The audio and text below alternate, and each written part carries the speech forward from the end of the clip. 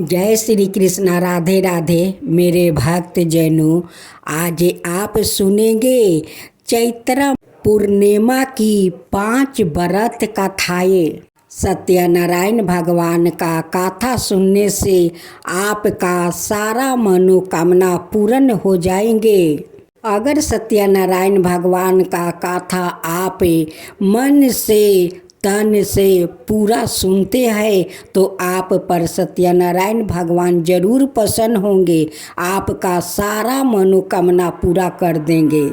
सत्यनारायण भगवान की जय हो। सत्यनारायण भगवान की जय हो। पहला पाठ सत्यनारायण भगवान का कथा सुनते हैं। एक समय की बात है, नैसीरन तीर्थ में नैनी कादी 88,000 ऋषियों ने श्री सूत जी से पूछा, हे प्रभु, इस कलयुग में वेद विद्या रहित मनुष्यों को प्रभु भक्ति किस प्रकार मिल सकती है और उनका उद्धार कैसे होगा? हे मुनि श्रेष्ठ, कोई ऐसा तप बताइए जिसे थोड़ा समय में ही पुण्य मिले और मनोवांछित फल भी मिल जाए। इस प्रकार की कथा सुनने की हम इच्छा रखते हैं। सबर शास्त्रों के गाता सूत जी बोले, हे विष्णुवो पूज्या, आप सभी ने प्राणियों के हित की बात पूछी है, इसलिए मैं एक ऐसा श्रेष्ठ व्रत को आप लोगों को बताऊंगा जिसे नारद जी ने लक्ष्मी नारायण जी से पूछा था और लक्ष्मीपति ने मुनि श्रेष्ठ नारद जी से कहा था। आप सब इसे ध्यान से सुनिए। एक समय की बात है, योगी राज नारद जी दूसरों के हित की इच्छा लिए अनेकों लोकों में घूमते हुए मृत्युक लोक में आ पहुंचा। यहाँ उन्होंने उनके योनियों में जन्मे पराये सभी मनुष्यों को अपने कर्मों द्वारा अनेकों दुखों से पीड़ित देखा। उनका दुख देख नारद जी सोचने लगे कि कैसे यत्न किया जाए जिसके करने से निश्चित रूप से मानव के दुखों का अंत हो जाए। इसी विचार पर मनन करते हुए वो विष्णु लोक में गए। वहाँ वो देवों के ईश्वर भगवान नारायण की स्तुति करने लगे, जिनके हाथों में शंख चक्र गदा और परदुम थे, गले में वरमाला पहने हुए थे। स्तुति करते हुए नारद जी बोले, हे भगवान, आप अत्यंत शक्ति से संपन्न है, मन और वाणी भी आपको नहीं पा सकती है। आपका आदि मध्यम और अंत नहीं है। निर्गुण स्वरूप दृष्टि के कारण भक्तों के दुखों को दूर करने वाले आपको मेरा नमस्कार है। नारद जी की स्तुति सुनकर विष्णु भगवान बोले, हे मुनि श्रेष्ठ, आपके मन में क्या बात है? आप किस काम के लिए पधारे हैं? उसे निसंकोच होकर कहिए। इस पर नारद मुनि बोले कि मृत्यु लोक में अनेक योनियों में जन्मे मनुष्य अपने कर्मों के द्वारा अनेकों दुख से दुखी हो रहे हैं।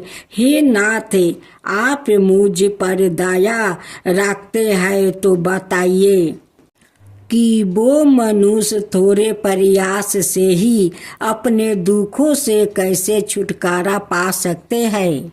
श्री हरि बोले, हे नारद, मनुष्यों की भलाई के लिए तुमने बहुत अच्छी बात पूछी है। जिसके करने से मनुष्य मोह से छूट जाता है, उसे सुनो स्वर्ग लोक वो मृत्युक लोक के दोनों में एक दुर्लभ उत्तम व्रत है जो पुण्य देने वाला है। आज प्रेम बस होकर मैं उसे तुमसे कहता हूँ, सत्यनारायण भगवान का यह व्रत अच्छी तरह विधान पूर्वक करके मनुष्य तुरंत ही यहाँ सुख भोग कर मरने पर मोक्ष पाता है। श्री हरि के वचन सुन नारद जी बोले कि उस व्रत का फल क्या है और उसका विधान क्या है, यह व्रत किसने किया था, इस व्रत को किस दिन करना चाहिए, सभी कुछ विस्तार से बताइए। नारद की बात सुनकर श्री हरि बोले, दुख व शोक को दूर करने वाला यह व्रत सभी स्थानों पर विजय दिलाने वाला है। मानव को भक्ति और श्रद्धा के साथ शाम को सत्यनारायण की पूजा धर्म परायण होकर ब्राह्मणों बंधुओं के साथ करनी चाहिए। भक्ति भाव से ही नवबेग केला का फल, घी, दूध और गेहूं का आटा सवाए ले, गेहूं के स्थान पर साठी का आटा, शक्कर और गुड़ लेकर वो सभी भक्षण योग्य पदार्थों को मिलाकर भगवान का भोग लगाए। ब्राह्मणों सहित बंधु बंधुओं को भी भोजन कराए, उसके बाद सवाए भोजन करे। भजन कीर्तन के साथ भगवान की भक्ति में लीन हो जाए। इस तरह से सत्यनारायण भगवान का यह व्रत करने पर मनुष्यों की सारी इच्छाएं निश्चित रूप से पूरी होती है। इस काली काल अर्थात कलयुग में मृत्युक लोक में मोक्ष का यही एक सरल उपाय बताया गया है। कथा का प्रथम अध्याय संपूर्ण समाप्त हुआ। श्री मन नारायण नारायण नारायण, भज मन नारायण नारायण नारायण। श्री सत्यनारायण भगवान की जय। सत्यनारायण भगवान का दूसरा पाठ। सत्यनारायण भगवान की जय हो, सत्यनारायण भगवान की जय हो। सूत जी बोले, हे ऋषियों, जिसने पहले समय में इस व्रत को किया था उसका इतिहास कहता हूँ, ध्यान से सुनो। सुंदर काशीपुरी नगरी में एक अत्यंत निर्धन ब्राह्मण रहता था। भूख पियास से परेशान वो धरती पर घूमता रहता था। ब्राह्मण से प्रेम करने वाले भगवान ने एक दिन ब्राह्मण का भेष धारण कर उसके पास जाकर पूछा, हे वीर पे, नित दुखी होकर तुम पृथ्वी पर क्यों घूमते हो? दीन ब्राह्मण बोला, मैं निर्धन ब्राह्मण हूँ, भिक्षा के लिए धरती पर घूमता हूँ। हे भगवान, यदि आप इसका कोई उपाय जानते हो तो बताइए। वृद्ध ब्राह्मण कहता है कि सत्यनारायण भगवान मनोवांछित फल देने वाले हैं, इसलिए तुम उनका पूजन करो। इसे करने से मनुष्य सभी दुखों से मुक्ति हो जाता है। वृद्ध ब्राह्मण बन करे आए सत्यनारायण भगवान उस निर्धन ब्राह्मण को व्रत का सारा विधान बताकर अंतर्ध्यान हो गए। ब्राह्मण मन ही मन सोचने लगा कि जिस व्रत को वृद्ध ब्राह्मण करने को कह गया है, मैं उसे जरूर करूँगा। यदि निश्चय करने के बाद उसे रात में नींद नहीं आई। वो सवेरे उठकर सत्यनारायण भगवान के व्रत का निश्चय कर भिक्षा के लिए चल गया। उस दिन निर्धन ब्राह्मण को भिक्षा में बहुत धन मिला, जिससे उसके बंधुओं के साथ मिलकर श्री सत्यनारायण भगवान का व्रत संपन्न किया। भगवान सत्यनारायण का व्रत संपन्न करने के बाद वो निर्धन ब्राह्मण सभी दुखों से छूट गया और अनेकों प्रकार की संपत्तियों से युक्त हो गया। उसी समय से यह ब्राह्मण हर माह इस व्रत को करने लगा। इस तरह से सत्यनारायण भगवान के व्रत को जो मनुष्य करेगा वो सभी प्रकार के पापों से छूटकर मोक्ष को प्राप्ति होगा। जो मनुष्य इस व्रत को करेगा वो भी सभी दुखों से मुक्ति हो जाएगा। सूत जी बोले कि इस तरह से नारद जी से नारायण जी का कहा हुआ श्री सत्यनारायण व्रत को मैंने तुमसे कहा। हे पीड़पो, मैं अब और क्या कहूँ। ऋषि बोले, हे मुनिवर, संसार में उस बिरपा से सुन कर और किस किस ने इस व्रत को किया, हम सब इस बात को सुनना चाहते हैं। इसके लिए हमारे मन में श्रद्धा का भाव है। सूत जी बोले, हे मुनियों, जिस जिस ने इस व्रत को किया है वो सब सुनो। एक समय वो ही बिरपा धन वो ईश्वर के अनुसार अपने बंधुओं के साथ इस व्रत को करने को तैयार हुआ। उसी समय एक लकड़ी बेचने वाला बूढ़ा आदमी आया और लकड़ियाँ बाहर रख कर अंदर ब्राह्मण के घर में गया।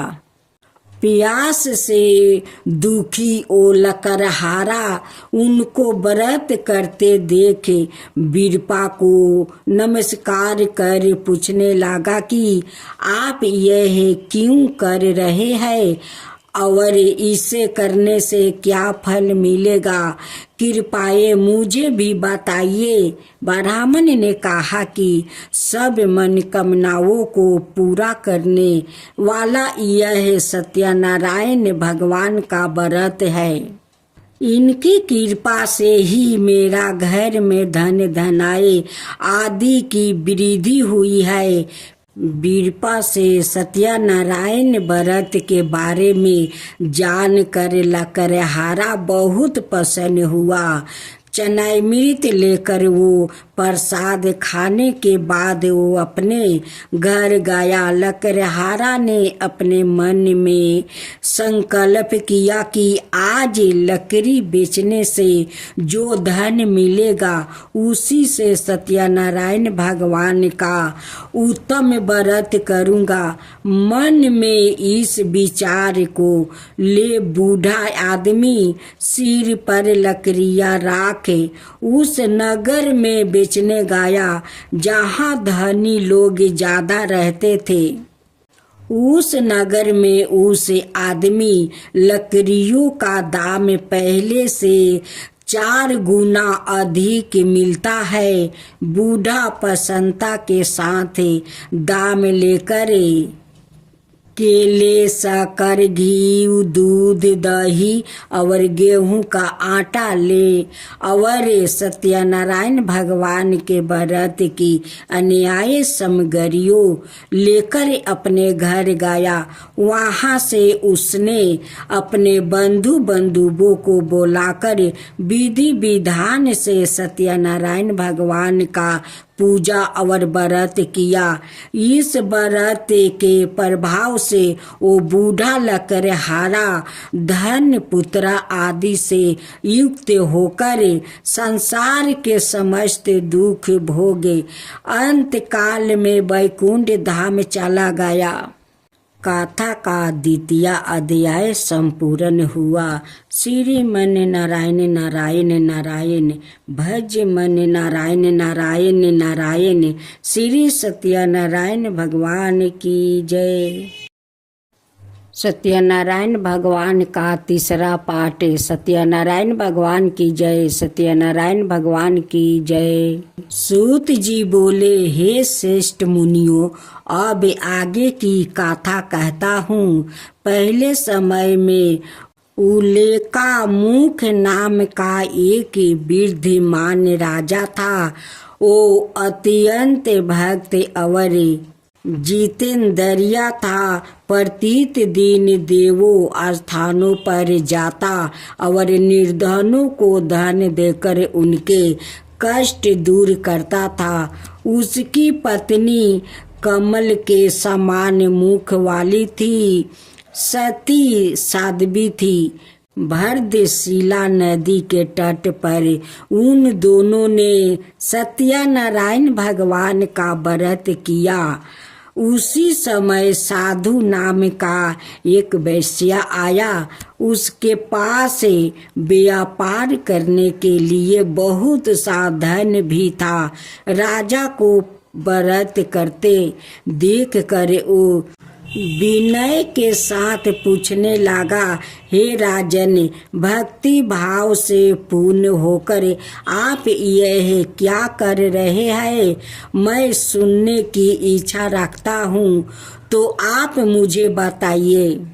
राजा बोला, हे साधु, अपने बंधुओं के साथ पवित्रादि की प्राप्ति के लिए एक महाशक्ति महान सत्यनारायण भगवान का व्रत वो पूजन कर रहा हूँ। राजा के वचन सुन साधु अंदर से बोला, राजन, मुझे इस व्रत का सारा विधान कहिए। आपके कथा अनुसार मैं भी इस व्रत को करूँगा।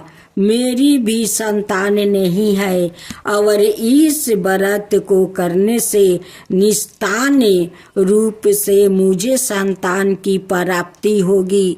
राजा से व्रत का सारा विधान सुने व्यापार ने निमृत होकर वो अपने घर गया। साधु वैश्या ने अपनी पत्नी को संतान देने वाले इस व्रत का वर्णन कह सुनाया और कहा कि जब मेरी संतान होगी तब मैं इस व्रत का करूँगा। साधु ने इस तरह के वचन अपनी पत्नी लीलावती से कहे। एक दिन लीलावती पति के साथ आनंदित हो सांसारिक धर्म में परिवीत होकर सत्यनारायण भगवान की कृपा से गर्भवती हो गई। 10वें महीने में उसके गर्भ से एक सुंदर कन्या ने जन्म लिया। दिनों दिन वो ऐसे बढ़ने लगी जैसे कि शुक्ल पक्ष का चंद्रमा बढ़ता है। माता पिता ने अपनी कन्या का नाम कालावती रखा। एक दिन लीलावती ने मीठे शब्दों में अपने पति को याद दिलाया कि अपने सत्यनारायण भगवान के जिस व्रत को करने का संकल्प किया था उसे करने का समय आ गया है। आप इस व्रत को करिए। साधु बोला कि हे प्रिय, इस व्रत को मैं उसके विवाह पर करूँगा। इस प्रकार अपनी पत्नी को आश्वासन देकर वो नगर को चला गया। कालावती पिता के घर में वृद्धि को प्राप्ति हो गई। साधु ने एक बार नगर में अपनी कन्या को सखियों के साथ देखा तो तुरंत ही दूत को बुलाया और कहा कि मेरी कन्या के योग वर देख कर आओ।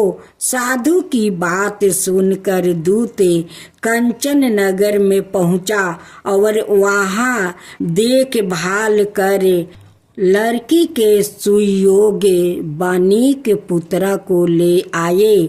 सुयोग्य लड़के को देखे साधु ने बंधु बंधुओं को बुलाकर अपनी पुत्री का विवाह कर दिया। लेकिन दुर्भाग्य की बात यह है कि साधु ने अभी भी सत्यनारायण भगवान का व्रत नहीं किया था। इस पर श्री भगवान क्रोधित हो गए और श्राप दिया कि साधुओं को अत्यधिक दुख मिले। अपने कार्य में कुशल साधु बिना जमाई को लेकर समुद्र के पास स्थित होकर रत्नासरपुर नगर में गया। वहां जाकर दामाद ससुर दोनों मिलकर चंद्रकेतु राजा के नगर में व्यापार करने लगे। एक दिन भगवान सत्यनारायण की माया से एक चोर राजा का धन चुरा कर भाग रहा था। उसने राजा के सिपाहियों को अपना पीछा करते देखा। चुराए हुए धन वहां रख दिया जहां साधु अपने जमाई के साथ ठहरा हुआ था। राजा के सिपाहियों ने साधु वेश्या के पास राजा का धन पारा देखा तो वो ससुर जमाई दोनों को बांधकर प्रसन्नता से राजा के पास ले गए और कहा कि उन दोनों चोर हमें पकड़ लिया है, आप आगे की कार्यवाही की आज्ञा दे। राजा की आज्ञा से उन दोनों को कठिन कारावास में डाल दिया और उनका सारा धन भी उसे छीन लिया गया। सत्यनारायण भगवान से श्राप से साधु की पत्नी भी बहुत दुखी हुई। घर में जो धन रखा था उसे चोर चुरा ले गया। शारीरिक और मानसिक पीड़ा, बोध, भूख प्यास से अति दुखी हो अन्न की चिंता में कालापति के ब्राह्मण के घर गई। वहां उसने सत्यनारायण भगवान का व्रत होते देखा। फिर कथा भी सुनी। वो प्रसाद ग्रहण कर वो रात को घर वापसी आई। उनकी माता कालावती से पूछा कि हे पुत्री, अब तक तुम कहाँ थी? तेरे मन में क्या है? कालावती ने अपनी माता से कहा, हे माता, मैंने एक ब्राह्मण के घर में श्री सत्यनारायण भगवान का व्रत देखा है। कन्या के वचन सुने लीलावती भगवान के पूजन की तैयारी करने लगी। लीलावती ने परिवार बंधुओं सहित सत्यनारायण भगवान का पूजन किया और उसे वर मांगा कि मेरे पति और जमाई शीघ्र घर आ जाए। साथ ही यह भी प्रार्थना की कि हम सब का अपराध क्षमा करे। श्री सत्यनारायण भगवान इस व्रत से संतोष हो गए और राजा चंद्रकेतु को सामने में दर्शन दे कहा कि हे राजन, तुम उन दोनों वेश्यों को छोड़ दो और तुमने उनका जो धन लिया है उसे वापसी कर दो। अगर ऐसा नहीं किया तो मैं तुम्हारा धन, राज्य, संतान सभी को नष्ट कर दूंगा। राजा को यह सब कहकर वो अंतर्ध्यान हो गए। प्रात काल सभा में राजा ने अपना सपना सुनाई। फिर बोले कि मणिक पुत्र को कैद से मुक्त कर सभा में लाया जाए। दोनों ने आते ही राजा को प्रणाम किया। राजा मीठी वाणी में बोला, हे महानुभावों, भाग्यवश ऐसा कठिन दुख तुम्हें प्राप्ति हुआ है, लेकिन अब तुम्हें कोई भय नहीं है। ऐसा कह राजा ने उन दोनों को नए वस्तु भूषण भी पहनाया और जितना धन उनका लिए था उसे दोगुना धन वापसी कर दिया। दोनों वेश्या अपने घर को चल दिया। भज मन नारायण नारायण नारायण, श्री सत्यनारायण भगवान की जय। अब सत्यनारायण भगवान का चौथा पाठ सुने। सूत जी बोले, वेश्या ने मंगलाचार कर अपनी यात्रा आरंभ किया और अपने नगर की ओर चल दिया। उनके थोड़ी दूर जाने पर एक दंडी भेषधारी श्री सत्यनारायण ने उससे पूछा, हे साधु, तेरी नाव में क्या है? अभी बनी के हंसता हुआ बोले, हे दंडी, आप क्यों पूछते हो? क्या धन लेने की इच्छा है? मेरी नाव में तो बेल पत्ते भरे हुए हैं। वेश्या के कठोर वचन सुन भगवान बोले, तुम्हारा वचन सत्य हो। दंडी ऐसे वचन कहे वहां से दूर चले गए। कुछ दूर जाकर समुंदर के किनारे बैठ गए। दंडी के जाने के बाद साधु वेश्या ने नित्य क्रिया के पश्चात नाव को ऊंची उठाते देख कर अचंबा माना और नाव में बेल पाता आदि देख वह मूर्छित हो जमीन पर गिर पड़ा। मूर्छित खोलने पर वो अत्यंत शोक में डूब गया। तब उसका दामाद बोला कि आप शोक ना मनाए, यह दंडी का श्राप है, इसलिए हमें उनकी शरण में जाना चाहिए, तभी हमारी मनोकामना पूरी होगी। दामाद की बात सुनकर वो दंडी के पास पहुंचा और अत्यंत भक्ति भाव से नमस्कार करके बोला, मैंने आपसे जो असत्य वचन कहे थे उनके लिए मुझे क्षमा दे। ऐसे कहकर वो महान शोकातुर हो रोने लगा। तब दंडी भगवान बोले, हे मणिक पुत्रा, मेरी आज्ञा से बार बार तुम्हें दुख प्राप्ति हुआ है। तू मेरी पूजा से विमुख हुआ। साधु बोला, हे भगवान, आपकी माया से ब्राह्मण आदि देवता भी आपके रूप को नहीं जानते, तब मैं अज्ञानी कैसे जान सकता हूँ?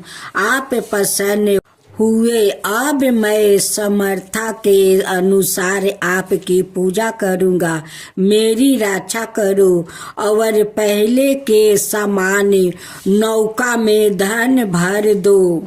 साधु वेश्या के भक्ति पूर्वक वचन सुनकर भगवान प्रसन्न हो गए और उसकी इच्छा अनुसार वरदान देकर अंतर्ध्यान हो गए। ससुर जमाई जब नाव पर आए तो नाव धन से भरी हुई थी। फिर वही अपने अन्यायी साथियों के साथ सत्यनारायण भगवान का पूजन कर अपने नगर को चल दिया। जब नगर के नजदीक पहुंचे तो दूत को घर पर खबर करने के लिए भेज दिया। दूत साधु की पत्नी को प्रणाम कर कहता है कि मालिक अपने दामाद सहित नगर के निकट आ गए हैं।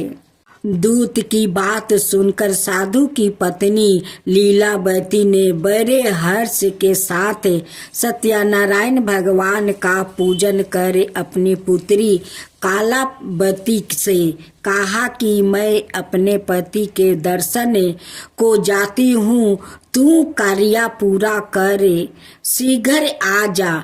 माता के ऐसा वचन सुनकर कालावती जल्दी से प्रसाद छोड़े अपने पति के पास चली आई। प्रसाद के उल्लंघन के कारण श्री सत्यनारायण भगवान रूठ हो गए और नाव सहित उसके पति को पानी में डुबो दिया। कालावती अपने पति को वहां ना पाकर रोती हुई जमीन पर गिर गई। नौका को डूबा हुआ देखे कन्या को रोता देखे साधु दुखी होकर बोला कि हे प्रभु, मुझसे और मेरा परिवार से जो भूल हुई है उसे क्षमा करो। साधु के दीन वचन सुनकर सत्यनारायण भगवान प्रसन्न हो गए और आकाशवाणी हुई, हे साधु, तेरी कन्या मेरे प्रसाद को छोड़ कर आई है, इसलिए उसका पति अदृश्य हो गया है। यदि वो घर जाकर प्रसाद खाकर लौटती है तो इसे इसका पति अवश्य मिलेगा। ऐसी आकाशवाणी सुने कालावती घर पहुंचकर प्रसाद खाती है और फिर आकर अपने पति के दर्शन करती है। उसके बाद साधु ने अपने बंधुओं सहित सत्यनारायण भगवान का विधि विधान से पूजन करता है। इस लोक का सुख भोग वो अंत में सर्ग जाता है। श्री मन नारायण नारायण नारायण भज मन नारायण नारायण।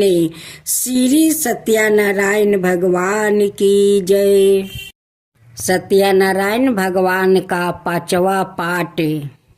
सूत जी बोले, हे ऋषियों, मैं और भी एक कथा सुनाता हूँ, उसे भी ध्यान पूर्वक सुनो। प्रजा पालन में नील तिलिंग ध्वज नाम का एक राजा था। उसने भी भगवान का प्रसाद त्याग कर बहुत ही दुख सहन किया है। एक बार वन में जाकर वन पशुओं को मारकर वो बर के पेड़ के नीचे आया। वहां उसने ग्वाला को भक्ति भाव से अपने बंधुओं सहित सत्यनारायण भगवान का पूजन करते देखा। अभिमान वश राजा ने उन्हें देख कर भी पूजा स्थान में नहीं गया और ना ही उसने भगवान को नमस्कार किया। ग्वालों ने राजा को प्रसाद दिया, लेकिन उसने वो प्रसाद नहीं खाया और प्रसाद को वो ही छोड़ वहां अपने नगर को चला गया। जब वो नगर में पहुंचा तो वहां सब कुछ तहस नहस हुआ पाया। तो वो शीघ्र ही समझ गया कि यह सब भगवान ने ही किया है। वो दोबारा ग्वालों के पास पहुंचा और विधि पूर्वक पूजा करके प्रसाद खाया तो सत्यनारायण भगवान की कृपा से सब कुछ पहले जैसे हो गया। शीघ्र काल तक सुख भोगने के बाद मरणोपरांत उसे स्वर्ग लोक की प्राप्ति हुई। जो मनुष्य परम दुर्लभा इस व्रत को करेगा तो भगवान सत्यनारायण की अनुकंपा से उसे धन धनाय की प्राप्ति होगी। निर्धन धनी हो जाता है, भय मुक्त हो जीवन जीता है।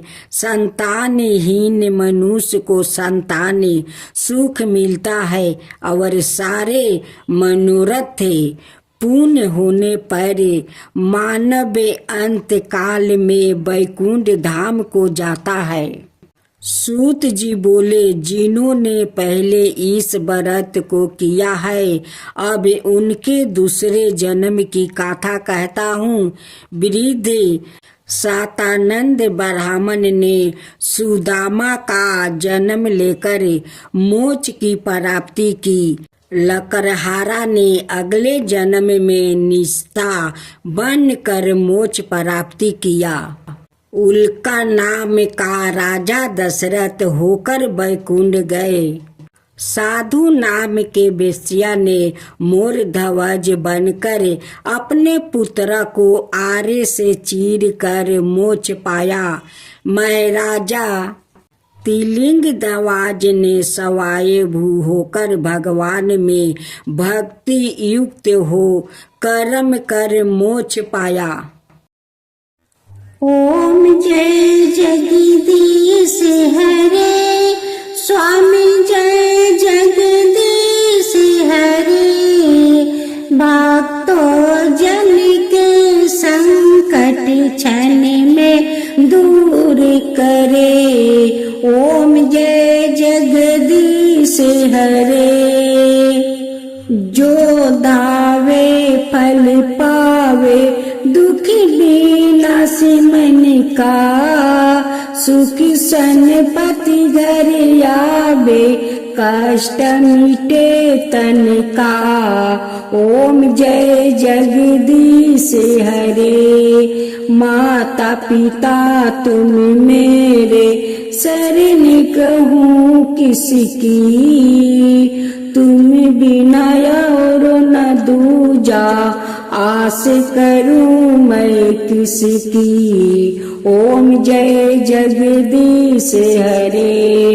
तुम पुराण परमात्मा, तुम ही अंतर्यामी।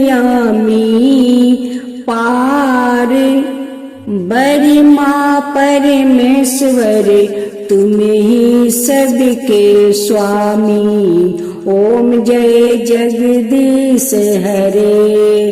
तुम करुणा के सागर, तुम पालन करता। मैं सेवक तुम स्वामी, कृपा करो भक्तो। ओम जय जगदीश हरे। तुम हो एक अगोचर, सबके प्राणपति। किसी विधि मिलु दयामा, तुमको मैं कुमती। ओम जय जगदीश हरे। दिल बंधु दुख हरता, तुम ही रक्षक मेरे। अपना हाथ उठाओ द्वार पर तेरे। ओम जय जगदीश हरे। विषय विकार मिटाओ, पाप हरो देवा। श्रद्धा भक्ति बढ़ाओ, संतन की सेवा। ओम जय जगदीश हरे। श्री जगदीश जी के आरती, जो कोई नर गावे। कहत शिवानंद स्वामी, सुख संपत्ति पावे। ओम जय जगदीश हरे। स्वामी जय जगदीश हरे।